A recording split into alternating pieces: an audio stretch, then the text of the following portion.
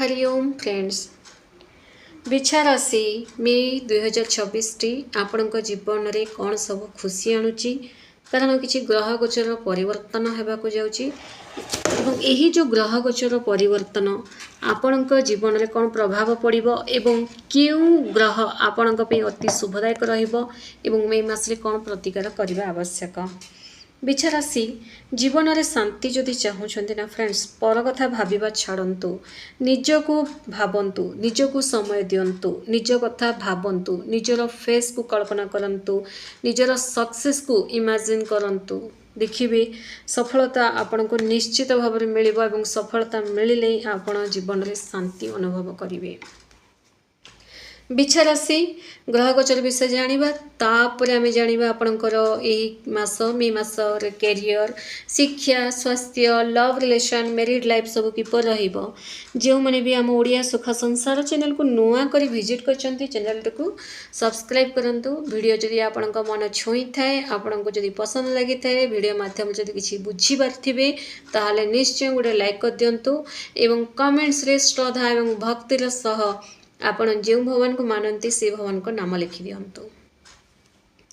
प्रथम आम जाना कैरियर विषय किंतु आगुरी आम जाना ग्रह गोचर विषय आपण राशि अधिपति होती मंगल देव आपण जानी रखा उचित कि आपण राशि अधिपति किए बोली कारण राशि मालिक किए जानिले ही व्यक्ति आगू बढ़ी पारि आपणकर बिछा राशि राशि अधिपति आपणकर होती मंगल पंचम घरे जोटा कि इच्छार घर कहुए से ही घरे मंगल शनि एक साथी विराजमान अच्छा षष्ठ घरे सूर्य बुध रही दशम घरे केतु शुभ ग्रह अष्टम घरे अर्थात गुरु अष्टम घर रही सप्तम घरे शुक्र रही चतुर्थ घरे राहु रही।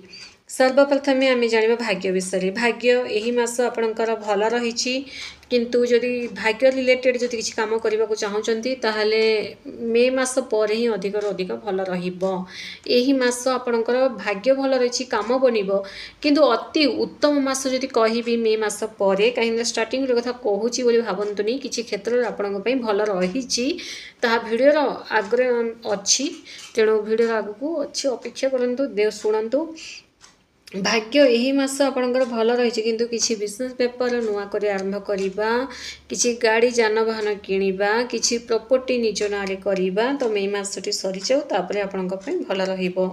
कैरियर विषय जानिबा देखंतु भल रही कैरियर कथा कहबा कहले चाकरी मिलिबो जो माने बिछा राशि बेले चाकरी पई चेष्टा करथिले निश्चित भाव में यही मास चेष्टा करंतु कैरियर रे आपणकर भल रही बिजनेस कथा कहबा गले बिजनेसटा मध्य बहुत बढ़िया रही मनी इन्वेस्टमेंट करबा यही मास भल रहिबो बिजनेस आपणकर मस्त रही टंका रोजगार करेंगे भल कमाणी हम ग्राहक मध्य आसवाक लगे।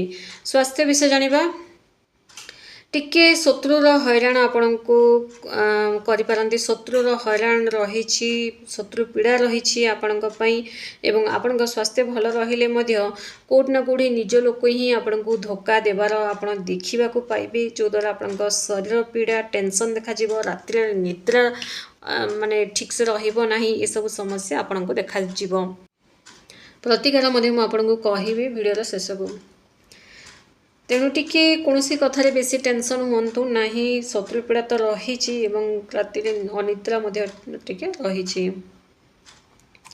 शिक्षा विषय जाना पढ़ा को नहीं भल रही मन लगे पढ़ारे जो मैंने आईटी सेक्टर अच्छा भल रही जो मैंने उच्च शिक्षा इंजीनियरिंग क्षेत्र अच्छा पढ़ुंट तो से बहुत बढ़िया रही परिश्रम तो आपड़ कर बिछा राशि परिश्रम करूँ फल जो आपन को विलम्ब होसरे आपको निश्चित भाव में आपणकर परिश्रम फल मिल तेणु विद्यार्थी मान मस्त बढ़िया रही। लव रिलेशन विषय जानिबा देखो लवटा मंगल पंचम रही जे कि राशि अधिपति अटंती से पुणी पंचम रहिबा माने बहुत बढ़िया रही आपणकर किसी गुप्त इच्छा से पूरण करेंगे आपणकर जो मैनिफेस्टेशन लाइन रे जो आपण अच्छी किसी गोटे चाहूँगी मन में बहुत सारा ठाकुर पाखे अनुरोध कर मोर इच्छाटा पूरण हो जाऊ बोली निश्चित भाव में आपणकर गोटे विशटा निश्चित भाव में पूरण हम। ବ୍ୟକ୍ତିଙ୍କର ଇଚ୍ଛାଟା ସେତେବେଳେ ପୂରଣ ହେଇଥାଏ ଯେବେ ରାଶିର ଅଧିପତି ପଞ୍ଚମ ଘରେ ରହିଥାନ୍ତି ନା ଫ୍ରେଣ୍ଡ। ସେହି ସମୟରେ ଦେଖିବେ ସଡନଲି ସେ କୌଣସି ଠାକୁରଙ୍କୁ ଗୁହାରି କରିଥାନ୍ତୁ ନ କରିଥାନ୍ତୁ ତାଙ୍କର ୱିଶ୍ଟା ନିଶ୍ଚିତ ଭାବରେ ମନ ଭିତରେ ଭାବିଥିଲାଟା ସତ ହେଇଥାଏ।